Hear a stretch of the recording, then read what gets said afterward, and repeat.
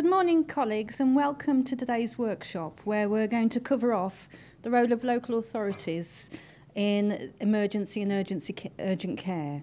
In terms of the note, in terms of the workshop content, going to look at this from an adult social care perspective rather than a children's.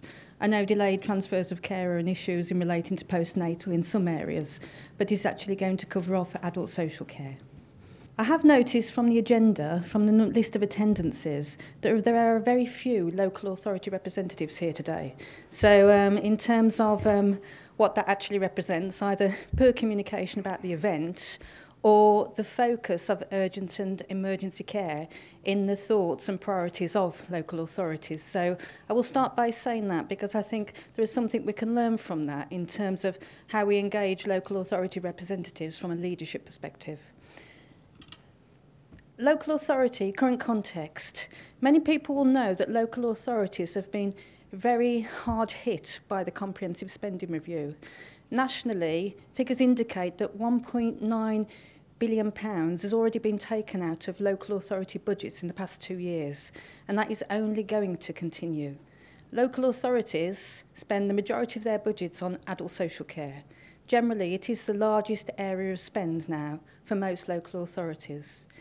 In terms of prioritising local authority expenditure, local authorities are looking at how they support their most vulnerable people in society, children in need and people who need support from adult social care in terms of safeguarding. In terms of the demographics, many areas nationally have seen significant increases in numbers of older people, and that's been indicated this morning, so I won't go into that in detail. However, many London boroughs also see increasing pressure in terms of comorbidities, people who are slightly younger, in their 40s and 50s, requiring increased levels of care and often unstable conditions, requiring what is often swift admission to hospital, and also growth in young people with profound and multiple learning difficulties. In London, we've got a high number of children or young people going through a transition process, and those children are often multiple levels of need.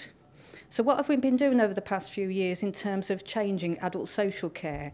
My one point would be, I'm not sure how well we've been communicating this with our health partners. There's been a driver for increased choice and control for local disabled and older people in terms of how their care has been provided and supported.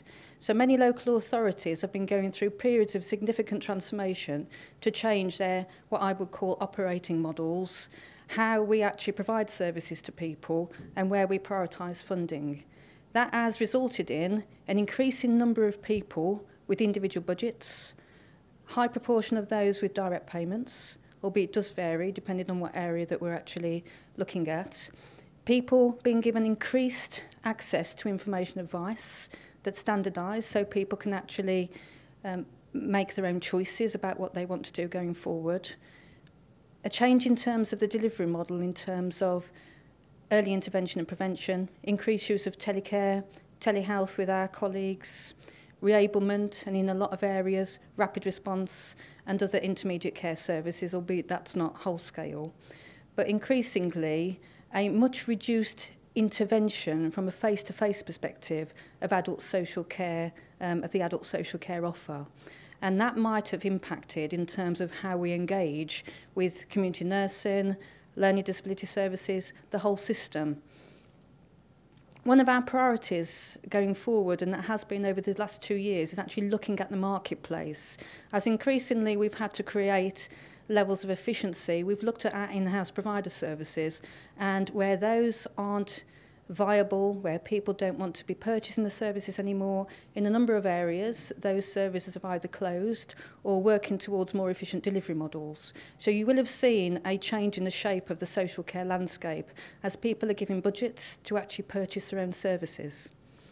One of the areas that we've had to look at as part of that is how we maintain quality in what is now access to universal services. So it's not just a small number of social care providers who's providing support for people anymore. It's a broader range of people and people accessing what we call mainstream provision. So we have had to have a significant increased focus on accrediting providers and also safeguarding adults. Safeguarding adults now is becoming an increased priority as those people accessing leisure centres, more community-based facilities, trying to raise everybody's profile about what safeguarding adults is. And what we do know locally in our area in Newham, we have a very low level of safeguarding alerts from our health providers. So clearly, as a safeguarding perspective, we need to look across the board how that is managed, both in primary care, community health and the hospital. One of the areas that I do want to alert you to is the Care Bill, which most people will know about, that actually creates up-to-date statutes in relation to adult social care moving forward. The areas that I will point out as part of this, because it will become an issue going forward for local authorities, is the cap on funding and the thresholds for funding. The financial implications of the changes in the funding regime as an outcome of the deal knot are going to have significant implications for local authorities and especially across London. And in addition to the demographic burden, there's also going to be the increased pressure from the deal knot outcomes, which are not fully met by the government's indication of how we can provide the amount of money they're going to provide to support us. In terms of where we may be able to assist, so you'll be aware, and I'm not sure if you have close liaison with your social care colleagues in the areas that you work, that most authorities now have got standardised information systems that should be fully accessible on their websites. So this is to encourage individuals to take greater choice and control over the services they receive. Now, in some areas, local authorities and their health colleagues have already maximised the issue about self-care. What we do know is communications relating to self-care at every opportunity of different interventions can be maximised across the board, not purely relying on the health system and health interventions to actually promote self-care and self-care offers. Other areas that we can support with managing across the system, and this is where the words now integrated care are the latest badge, but many authorities have been working very proactively with health colleagues across the system to effectively case manage people with comorbidities and also frail older people. Integrated rapid response reablement interventions, some areas have these already where they work really well. They can stop people having to go into hospital. But in the majority of cases where they don't operate, as somebody's care deteriorates, what we find ourselves is that we're often notified to cancel a package or put a package on hold because somebody's gone into hospital. There hasn't been active communication with us, and where we can actively case manage those clients, we could work more proactively together to actually stop those individuals going into hospital in the first place. And I do think that's an area that we all need to be looking at as part of our integrated care initiatives. The use of virtual wards. Many local authorities and health colleagues have actually implemented virtual wards, and early indication that virtual wards do actually help to bring people out of hospital sooner. It is essential that social care are tied into there. Over the past few years, we have had money called reablement money that's been transferred to us by what was the PCT, which would now be CCGs, and in many areas been working positively together to look at how we can utilise that money across the system to support those interventions. For us in Newham, we've actually invested quite heavily in health and social care coordinators within the virtual ward to actually support people to be discharged from hospital as early as possible and then be able to implement short-term care arrangements and reablement interventions. Step up and step down facilities. Again, are these maximised? There was an indication this morning that maybe they're not. Are they available in all of the areas? Are they easily accessible? In terms of a number of areas I do know have got the type of interventions where people can go into supported living environments for a period of time with extra support, with some health services if they're required, and then go back home. So a period of convalescence, but additional levels of support where it can't be provided in the home for whatever reason. In terms of, again, raised this morning, the issues about people going to A&E, access to primary care I know is a big issue in the area that I work, where people are going to A&E. What we're trying to do is actually work together through the Health and Wellbeing Board to actually communicate a different culture to our customers in terms of behaviour change, about how to access primary care services, what to do when somebody's deteriorating. And we've got a role in that, because if we have got a good, for the people who've got a heavy level of need, if people are actually contacting to us to say, I'm deteriorating, I need some more help, they can't get in touch with the health colleagues, what is our role in that? Could we take a very quick intervention, start to help with that case coordination that we haven't got fully embedded in all areas yet, so that we can support that person and coordinate the care wherever it happens, even before full integrated care initiatives get implemented. In terms of integrated care initiatives, most people are working to this. What we're looking at across London as part of our ADAS group is how we can actually find a way of understanding the progress of all the integrated care initiatives so that we can learn from good practice. And the perspective is in terms of clinical commissioning groups, community health, hospital, as well as social care. And as part of our peer review, we'll be looking at how we support, as adult social care, those interventions going forward. But first, we need to get an understanding as to what that actually looks like across the board in terms of adult social care interventions. Because when we hear from our health colleagues that in some areas there is often a breakdown in communication for the patient flows through the hospital, when we start talking to people, there doesn't seem to be recognised locally. So we need to understand, is that up-to-date information? Are adult social care actually getting fully on board with those conversations, or aren't they? So in terms of, I'll talk about rapid response and reablement and the role of telehealth and equipment. Most people should be aware that the way that equipment is provided has actually changed as part of the modernisation of adult social care, and there has been an increased provision of access to small items of equipment and assessment in the community through the retail model for transforming community equipment services. Now, that doesn't yet, in many areas, look at the large pieces of equipment. With the large pieces of equipment, those are still generally through local store arrangements. What we're hearing is that in order to facilitate a more fluid flow-through of patients going forward, and we're having to look at hospital discharges at the weekend, I would suggest we need to look at how we access equipment weekend for discharge as well, and where there is nursing input required for pressure-relieving mattresses, for example, that we work as a whole system to make sure that that can happen. In my area, we have lots of discharges happen on a Friday after the Thursday ward round, significantly high.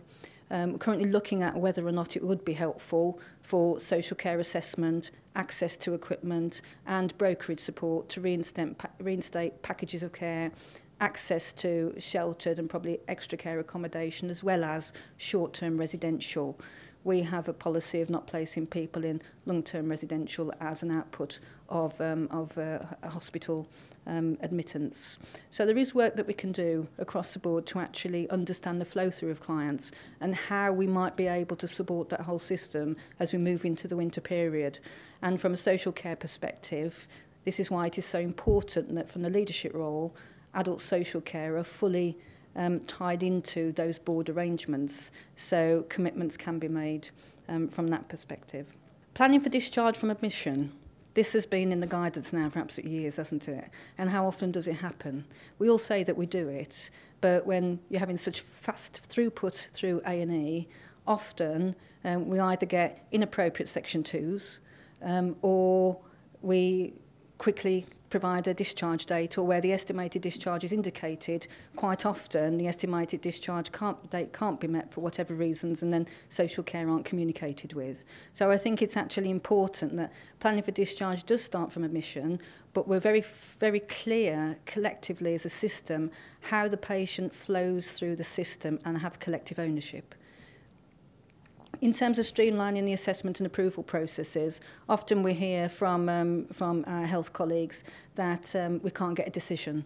So what I do know locally is that we have things called chairs actions if it's something that needs to be progressed very swiftly in terms of brokerage. So it's about every local authority supporting that process, and where possible, looking through the integrated care initiatives, how some of that can have a shared responsibility with our health colleagues in the hospital to make that more effective. We've already talked about weekend discharge bottlenecks, but I did want us to look at this, because in areas where I've worked before, we did a piece of work to look at whether or not weekend social care support was needed. And after a period of intense review, the mechanisms that operated within the hospital didn't create a requirement for weekend adult social care support. So if what we're hearing is that the clinical capacity is going to be provided in order to facilitate discharge, then we do need to get back involved in that conversation, especially as we're going into the winter period. But while systems operate where they don't facilitate the weekend discharge arrangements, I would say there may be limited requirement for adult social care to be involved, possibly with the absence of brokerage. Where it could be involved in terms of weekends is where people go into hospital weekends, go into A&E, brought in by the ambulance, and then, if they've got that far, through social work support and intervention, trying to provide some emergency care and support to divert those people back out, where the primary need causing that admission is possibly social care and could be met through some community health intervention. So we do need to look at that across the system, and I would be hoping that all areas will be considering what those opportunities are. In terms of the funding for this, it should not be a challenge. NHS funding for social care has existed now, the extra money, existed for a number of years. In terms of the funding for 13-14, we've received notification today of the process that needs to follow. The reablement funding, historically given to us, and the NHS funding for social care is being combined together into one allocation of NHS funding for social care. The plans for that need to be agreed by through the Health and Wellbeing Boards, with sign-off from our clinical commissioning groups, but also NHS England. So there has to be a collective responsibility as to how we're utilising that money. There is an expectation that amount of that money will be utilised to support the urgent and emergency care system from a social care perspective, but also integrated care initiatives. So in terms of prioritising those, locally, as part of your conversations, I'll just alert you to that point in terms of if you are hitting barriers from adult social care representatives in terms of funding, that money, plans are being drawn up as we speak. Money will be available from the second quarter. The expectation is that quite swiftly every area will be developing plans through the Health and Wellbeing Boards. In terms of management of community capacity to take discharges, I would be expecting now every adult social care department to have a clear understanding of the market. So in terms of both availability of residential homes, residential with dementia, nursing with dementia, home care, or the traditional what used to be home care facility, I would expect everybody to have an awareness of that and to be able to actively mapping on a regular basis that capacity. Now, arguably, that capacity should be shared across the health and social care system, especially when it comes to nursing care beds from a temporary basis. I know locally we do work with the CCG and our CSU to map that capacity locally to understand what that means. So in terms of then that facilitating hospital discharge arrangements, if we're fully aware of what the capacity is, we should be quite quickly able to set up services, because you've got constant an awareness and understanding of what that looks like. Case coordination and management between hospital and community support we've already talked about briefly, but I can't stress the importance of that enough. Adult social care nationally, what we've actually found is with the reduction in funding, we are spending less money on smaller packages of support. So, and I would argue that early intervention and reablement is supporting us to keep people independent for longer. But what we are finding is that the increased size of those packages is rising, especially for people with comorbidities. So in terms of our growth area, while we're supporting less people, we're actually providing larger levels of support for those individuals. So it's important that to prevent that from continuing to increase to rise, we actually have that proactive management. Some of the issues that we have relate to accessing continuing healthcare assessments within the community. So there might be a view that somebody going through quickly the checklist, they should be meeting the continuing healthcare criteria. In some cases, it takes us 6 months to get a decision from community-based health colleagues. So again, as systems, we need to look at how quickly the continuing healthcare process is progressed, both within the hospital and within the community, because where people aren't given an opportunity to be appropriately assessed, there can be a challenge because of the charging for services issue for clients, where there could have been an eligibility for continuing healthcare. So I do think as a system we all need to look at that, especially as one of the concerns is the swift flow through the hospital, and what do we do for people where they appear to meet the threshold for continuing healthcare.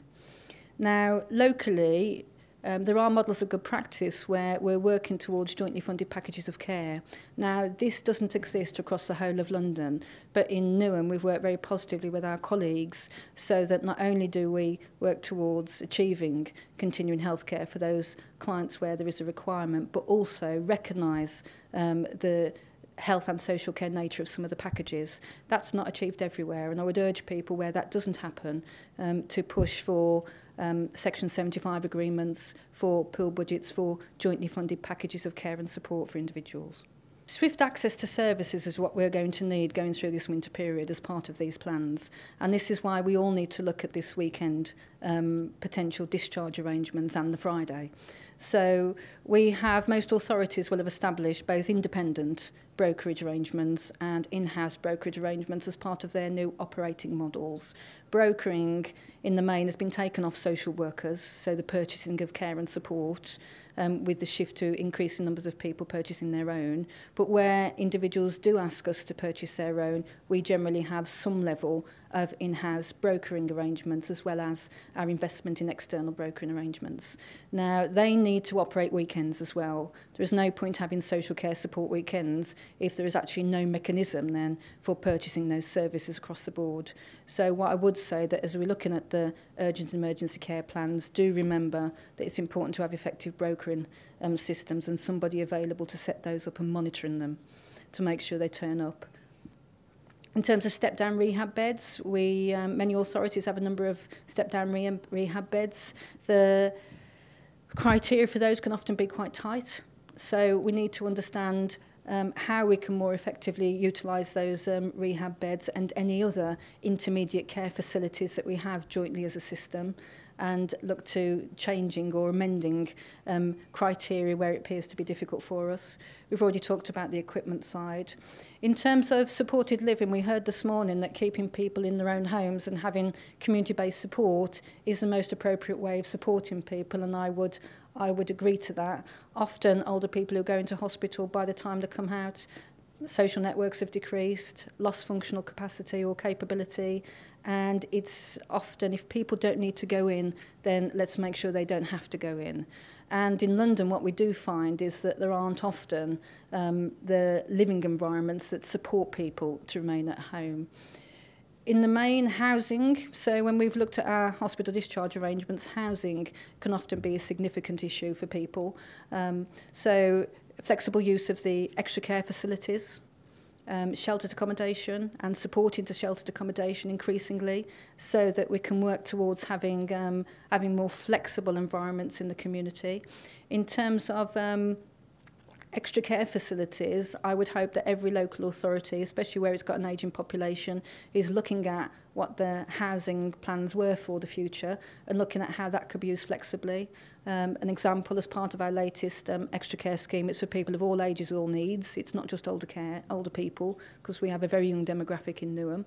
And we've also purchased 2 step-up, step-down beds with reablement support flats. So we've got 2 flats with 2 bedrooms, so if there's a carer required to sleep over, depending on the level of need, that's available within an extra care facility as well.